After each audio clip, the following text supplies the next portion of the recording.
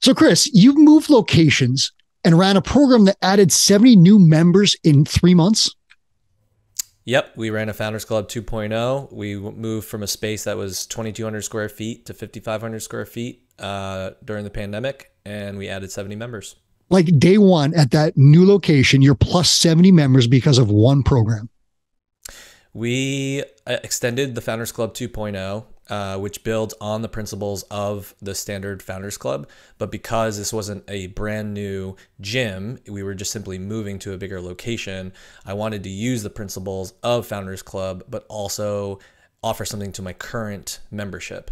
So we extended that Founders Club a little bit into when we were first operating into the bigger space. But yeah, for the most part, over the span of about 3 months, added 70 members. And I'm guessing that came with a significant revenue bump, did it not? It did. We went from about $18,000 from February of 2021 monthly revenue to over 30,000, about 33,000. Okay. So listeners are going to want to know the details. I'm going to dig into this with you. This is Two Brain Radio. Please hit subscribe wherever you're watching or listening. And I thank you for doing so. I'm Mike Workington. I'm here with gym owner and certified Two Brain fitness business mentor, Chris Plentis. He owns Canna Fitness in Ambler, Pennsylvania. He recently moved locations. He did it in style. He had 160 new leads, 84 sales appointments, 76 of those people showed up, and he had a huge close rate, which resulted in the numbers that you just heard. Way more members, way more revenue. Now, this didn't just happen. Chris followed a specific plan that was created to help gyms launch with lots of members and reach profitability fast. Back when I started my gym, I was losing money for a long time. I started with about 15 members and lost money. That doesn't have to happen anymore. Chris used it when he switched locations, but this plan has also helped brand new gyms launch with 40, 50, 60 or more members. I think the current record right now is 94. So imagine that. Opening on day one, profitable and thriving with almost 100 members. So this plan can work for you. It is called the Founders Club. That is the basis of it. Chris runs a slightly different version because he moved locations. He didn't start a brand new gym, but the Founders Club is the basis of it. You can find all about it here with me and Chris, but here's a secret. You can find the exact details of that plan in Chris Cooper's book, Start a Gym. You can find that on startagym.com. We'll put the link in the description or show notes. The site also has free resources, including a Founders Club sample flyer, sample social media posts, and an exact Founders Club timeline. The stuff is worth money, but you get it for free if you go to that site.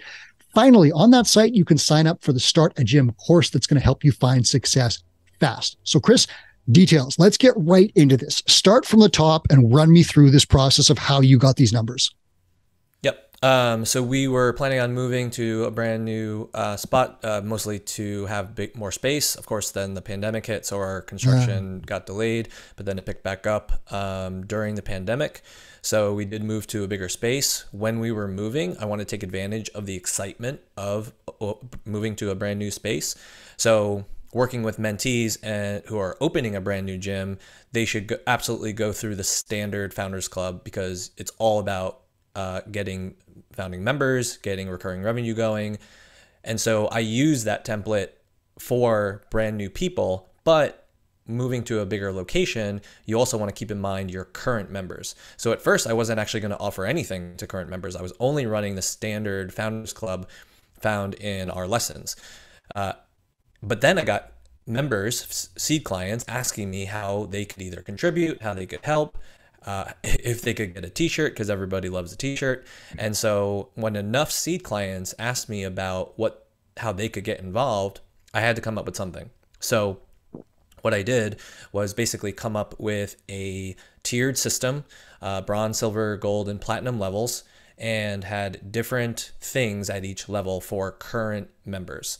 So at the bottom level, for like $50, it was a t-shirt, and then we did raffle tickets, which I'll explain in a minute. The next level had the t-shirt, the raffle tickets, but more raffle tickets. And then at some point for the gold, we introduced a 30-minute PT session. And then I didn't think anybody was going to buy the highest level, but I wanted to kind of shoot for the moon and also just be able to price anchor people's expectations, for pricing psychology. So I had $1,000 offer. It included the t-shirt, 100 raffle tickets, and it also included a Rogue barbell with anything that they wanted on it, like their name or some quote or whatever. I honestly did not expect anybody to get those. And 4 members purchased that, and 2 of them actually said that they didn't even want a barbell.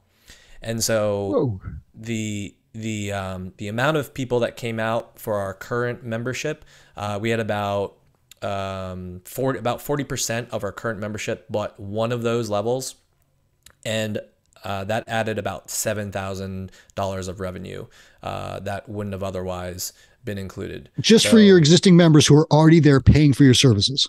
Already paying for services. You know, the thing that you got to consider with current members is that you don't want to necessarily, it doesn't help the business if you're offering free things to them, because they're already sold, they're already in.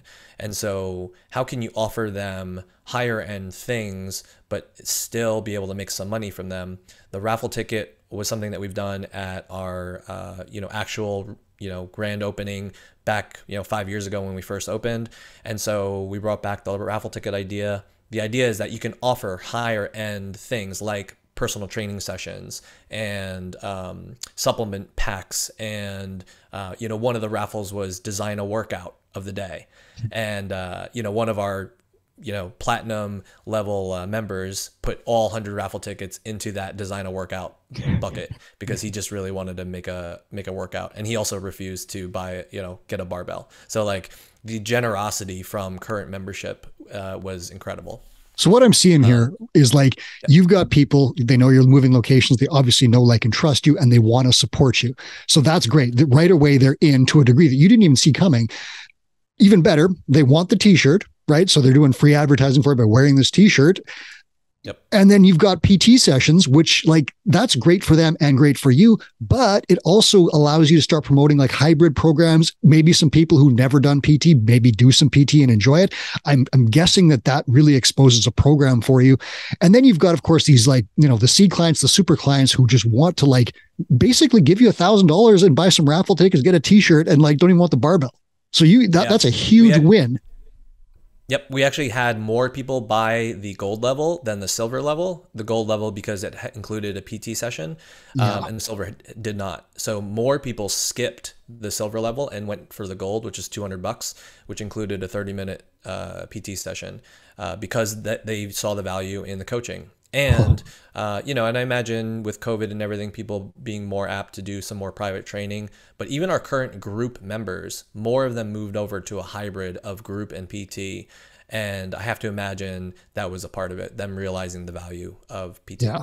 Everybody I talked to who has a high average revenue per member, ARM in 2 Brain terms, has a hybrid program, which is, nutrition plus group, PT plus nutrition, or some combination of all of those things, whatever it is. And they get clients who are paying like $300, $400, $500 a month, which is amazing for the gym and for the client because the client gets results. So that covers, kind of what you did for your existing members. Now, some of the listeners here really want to know, they're thinking about opening a gym and thinking about starting a gym. What did you do to get all these new people interested in your facility and get such a huge number of leads, signups, shows, and then actual members out of it? Yep. So I had already been part of 2 Brain for a couple of years, and I also did not open my gym following the exact 2 Brain Founders Club because I wasn't part of 2 Brain. So I went back and I looked and went through the Founders Club modules and followed it to a T, setting up the landing page, setting up ads, using 2 Brain's swipe files, ad copy, stock photos. So the only things that I changed was some of the language around what the offer was. So instead of either a 6-week challenge or a 90-day challenge or something to that effect, it was to join Founders Club. And so from that, we had, over the span of, I went back and ran my numbers for March through June of 2021, because I started the advertising in mid-March of that year and then ended it in the beginning of June. We had 116 leads, and then from that, about 70 people joined. It's a big number. I mean, that's not often number. We'll see a huge drop off, right? We'll see the marketing numbers, which I got 100 leads, 30 of them booked appointments, 15 showed up, and like 4. And I'm just making those numbers up, but it's not uncommon to see big drop offs from advertising campaigns, from the leads to the actual signups. You managed to carry high percentages all the way through.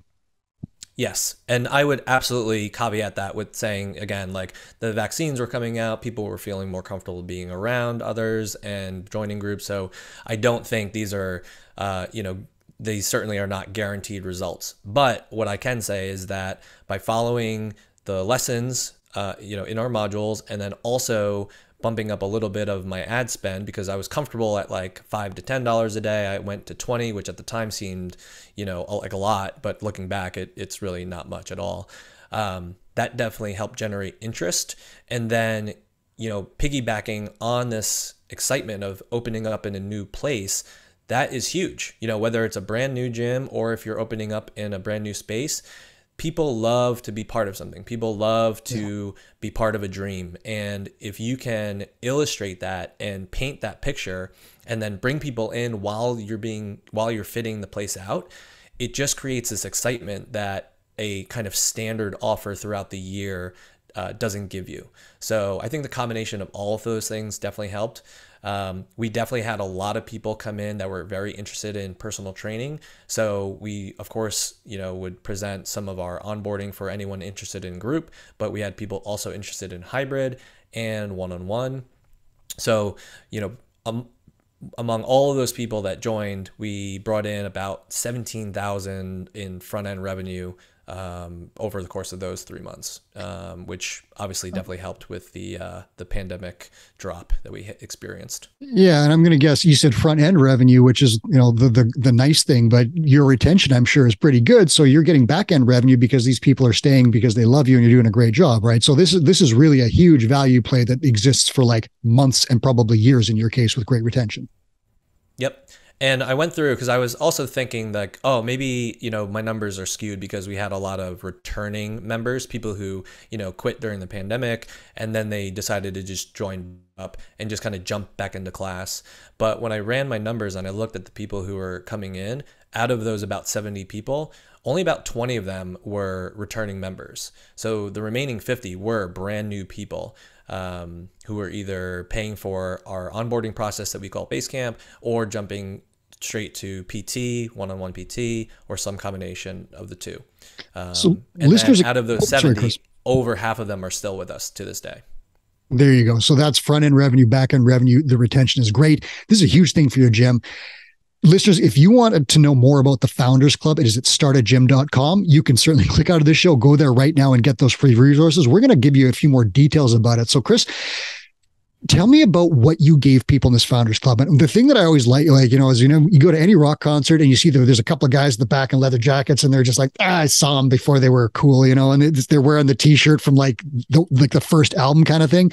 The Founders Club has a bit of that element where it's like that, like you said, you kind of want to be there on day one. You have the thing that you have to earn. You can't buy it. There is a lot of like sort of status that goes with it. And the cool part about this is that it doesn't cost the gym a ton of time and effort, but it really has a huge effect on the psychology of members. And it does create this like, I'm invested, I helped kind of situation. So what did you give away in your Founders Club and create value for these people? Because one of the things that we talk about in Two Brain a lot of times, don't discount things, right? Like discounting memberships off the bat can be just this gunshot wound that bleeds you out for the rest of your life. Paid in full, like, I had someone pay for a lifetime membership. That's a disaster waiting to happen. Do not do that. What did you do to add value without gutting your business? Yep. Yeah. Talking with mentees or opening a gym, definitely do not recommend discounting Don't do it. Ongoing memberships. So what you want to do is you want to add value. You want to basically have a value stack where the value of the package of something that they were going to receive is going to be more than their standard membership. So the t-shirt is definitely a common thing that people will give away. So yes, there's a cost of buying shirts, but there is also the amount that you pay for the shirt versus the value that you're presenting to the member, right? At the time, because of the pandemic, there was that collective of companies that were kind of giving away these gift cards. So you got like $20 to each of these companies. So we got a stack of those. We included those. So that was a $100 value. We also advertise our biometric scan. So we have an in-body machine. Mm-hmm. So we said that was a $45 value. And then we also have these duffel bags that are branded with our gym logo and name, shaker bottle similarly branded, and then supplement samples. And so we said that was, a $30 to $40 value. And so when you add all it up, we said, hey, you're going to get an extra $200 worth of stuff in addition to this gym membership that it seems like you've been thinking about already. So why not get in? When we build our landing page, when we're talking with people, we say that we're looking for 10 founding members. So that creates some scarcity there. And then you also put a deadline on it. So you say, hey, this is only going to be open for a certain amount of time. After that, this offer won't be around. So you're not trying to trick people, but what you're trying to do is you're trying to encourage them to do the thing that they already want to do and do it in a timely manner that helps both them and, of course, you as a business. Let's be real. You're changing their lives. Like we all know this as gym owners, like, that your program works. You're not doing a bait and switch. You're not offering them, 40 pounds in 2 days or whatever the nonsense is. Correct. You know that you can help these people. You know that they want in. All you're doing is just helping them make that decision and stick to it rather than waver and go back to old habits that are not going to benefit their health and fitness. When you laid this stuff out, so you list a whole bunch of stuff that you're giving away.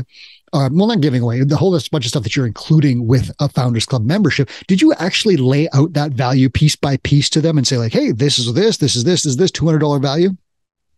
Yep. So the landing page, and then we're talking about for a standard Founders Club. So this does not have to apply only Founders Club 2.0. Anybody who's opening a gym or moving to a new space, this is what you would put on a landing page. So you lay out every single item, you put the dollar amount in parentheses past it. But then at the top, what you're doing is you're saying, the words I use is, we're expanding, looking for 10 founding members to reserve a spot at Kana Fitness 2.0. You'll snag over $200 in free extras. And it includes bum, bum, bum, bum, bum. And then, of course, the last thing should be something like bragging rights, which is priceless. That's important. Like laying that number out, because you know what it's worth, right? You know the stuff in your head, but the average person, if you don't lay out those numbers, they don't know what you're including there. They're just like, oh, it's this stuff, that stuff, whatever. When you lay it out, and I've seen this done, it starts to stack up. It starts to have a snowball effect, and people start to realize that there is some free stuff. And how many times have you've been out shopping when buy two get one free? You're like, I'm in. Right? Like that extra value, that's something for nothing, quote unquote, that idea works. It's worked in sales probably since cavemen were selling rocks, right? Like it works. Yep. People want more stuff. They want added value. I remember being at the Arnold Sports Festival in Columbus, Ohio, and it was in the vendor room. And I remember walking past these endless lines of shredded people waiting in line. And I remember somebody saying, what are we waiting in line for? And someone says, I have no idea, but it's free and it's got to be awesome. Right. And this was just like this mentality works. So laying that out is super, super important. On the site, other thing, go ahead. Say one thing. The other thing that people, when they're thinking about offering a Founders Club, don't pigeonhole people into, or don't offer something that is only related to group or only related to PT. So with the Founders Club, with tangible items, I like that for a couple of reasons. Number one, you can give that to somebody who's coming in for group. You can give that to somebody who's coming in for PT. You can give that to somebody who's coming in for hybrid or even nutrition only, right? So it's service agnostic. You still want to go in with the mentality that when someone's coming in, you're going to do a no sweat intro. You're going to do the standard sales process and make a prescription based on whatever it is you feel like is best for that person. So you're not creating a Founders Club only for group or only for PT. So having tangible items is nice. The other reason I like tangible items is because people can take a picture of it. You can take a picture of it and post it on social media, but also people can take a picture of it and then post it to their socials and create this effect of marketing for you. So even if you offer something that's a service or something like a biometric scan, which you're obviously not giving the machine to them, but what I like to do for something like that is either print out or get a certificate and have some sort of tangible way to represent whatever that service is. So there's a certificate for an in-body biometric scan. You put the dollar amount below that, $45 value, and then they have to hand that in to you. So in addition to something that they can take a picture of with the other goodies that they get, it's also a way to keep track of people and what kind of services they're receiving. So whether it's a free PT session or a free biometric scan, print gift certificates out because it's easier both from a marketing perspective and also a way for you to keep track of who has what. Because not that I think people would really do this, but theoretically they could keep coming back every month and be like, oh, I need a biometric scan. I want a biometric scan, right? So that's just a tip in terms of both a marketing play, but also a way to keep track of what people are actually getting. And you're right though, because if you just say, "Oh, I've got a free biometric scan," you forget about that. You don't use it or whatever. Actually, having a physical thing, you will, A, the business can track it, but B, the person actually feels like this is a thing. And I talked to a gym owner who had a very high end VIP card that he used, and it was a physical thing that was like presented as precious, and it felt precious when his members received it to refer their friends. And he showed it to me. It's like this. It looks like a black a Visa Gold, or one of those high end Visa cards, right? It's thick, it's glossy, the whole deal. Yeah, it's not something they're just going to throw away. Exactly. They actually put it in their wallet, probably next to their actual credit card, and they're going to use it at some point. So that's a great tip. And then the tip that I'll throw is the one you said. Showcase this stuff, show it off on social media, and don't just like take a picture of a t-shirt. Get your most photogenic members to put it on and then have them smile, and away you go. Social proof, herd mentality works. I am looking at the Founders Club timeline that is available for free on startagym.com. Did you follow this, or did you make some variations to it? I pretty much followed it to a T. I think I might have opened it up a little bit earlier. I'm trying to think. So we got into the space in the beginning of May. I opened up Founders Club middle March, so about a month and a half. So yeah, that actually lines up. And then some people will choose to close their Founders Club the day that they start operating. Other people will extend that past, the actual soft opening day, and maybe they have a grand opening a couple weeks later. Which is totally fine, because the fact is when you're first opening, all you're trying to do is just start, and you're just trying to recognize that there are systems to be built and documented. And for someone looking to join the gym, sometimes they do want to come in and see it operating, and then they'll join. So I tell my mentees I've had several that have opened gyms, feel free to extend that Founders Club, especially if it's got the juice, if it's still running and people are still interested in it, if it's working, don't cut it off.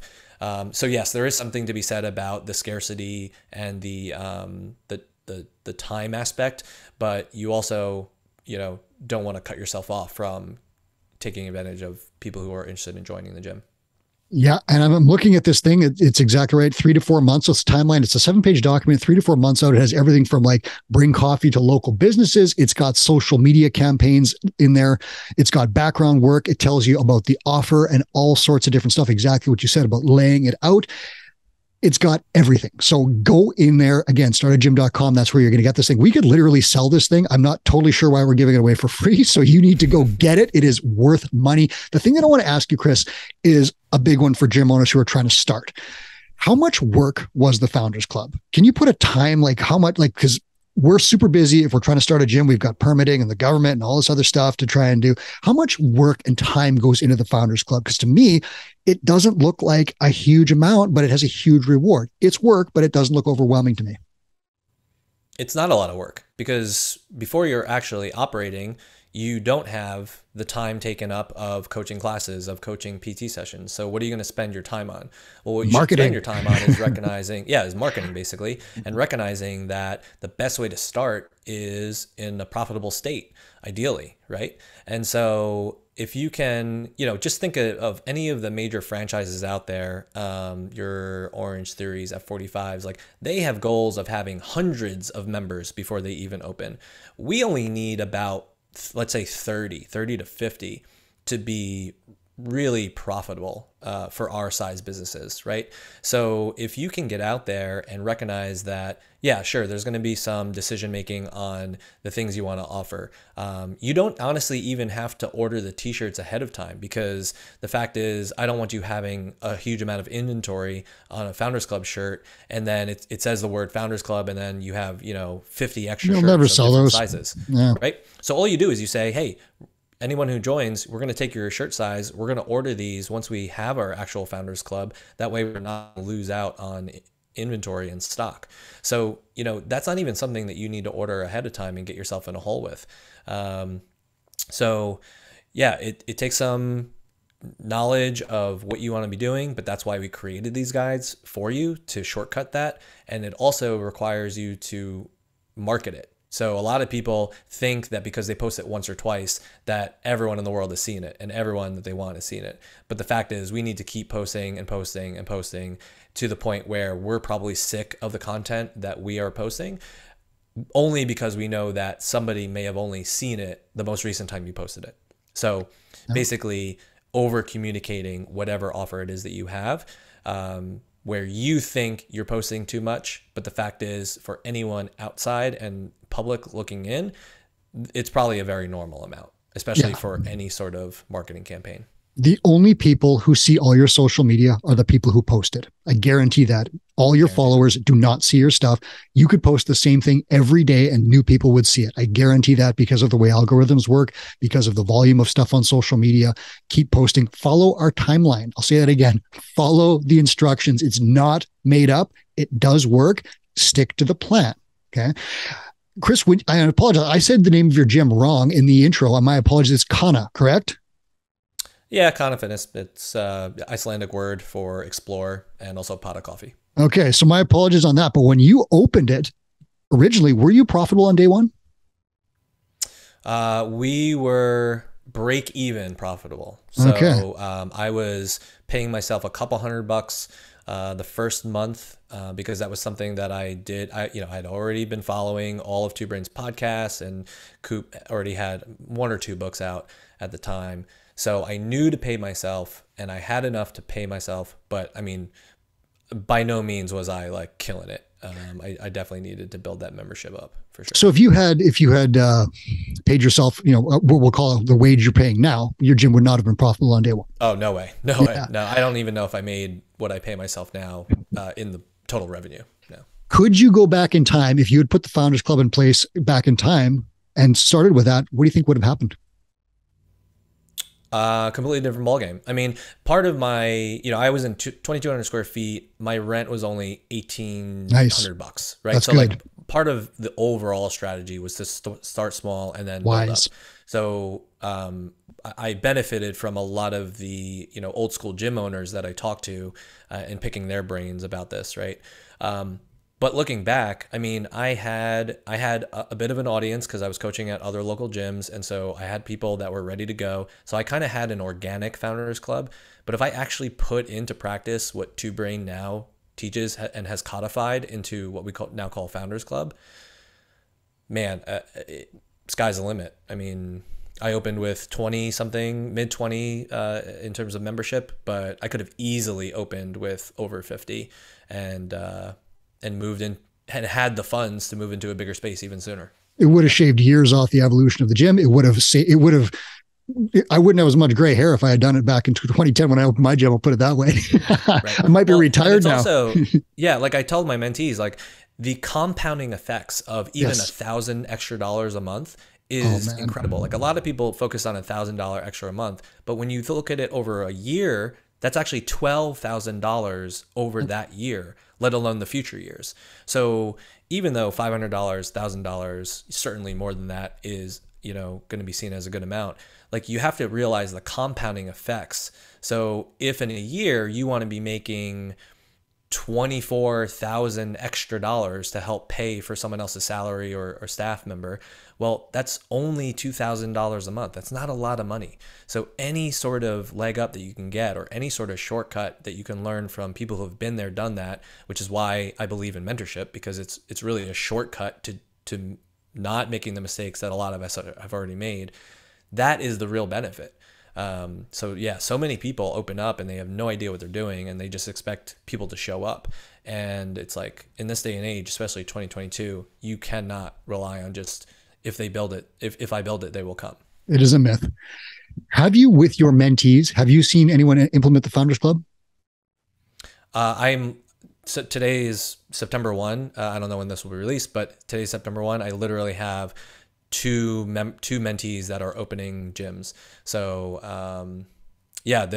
they have double-digit members, which is great, but they're keeping the Founders Club open because we talked about the idea that, you want to ride the wave of excitement and you want people to come in and see it. So. Yeah, and we have seen this done. Again, Chris Cooper's written about it in the book, Start a Gym. We have seen for years, many gyms use this plan, which has been improved over time since it first appeared. It's always adjusted to be better as it goes. We've seen like double-digit numbers, and some of the big ones are approaching 100. So we're getting like gyms that are doing that. I'm not guaranteeing you'll get 100 members, but you are going to get a bunch of members that you would not have gotten. Chris, thank you so much for sharing your story here. I really appreciate it. I hope the new location goes really well for you. Thanks. Yeah, it's great. We have a very strong kids program, so to be able to run kids classes concurrently with while their parents are working out in the adult group class on the other side of the gym is amazing. So we're happy. Listeners, you might be able to work with Chris if you want. He's also a mentor. That was Chris on Two Brain Radio. Start a gym, startagym.com. Go there, get the stuff, take a look at it. You can get Chris's book. You can get free resources. You can also sign up for the Start a Gym course. These things will help you. They will take tons and tons of time off your development as a gym owner. You will go further, faster than if you just do it on your own. Check it out, startagym.com. Thanks for listening to Two Brain Radio. Please hit subscribe on your way out wherever you're watching or listening.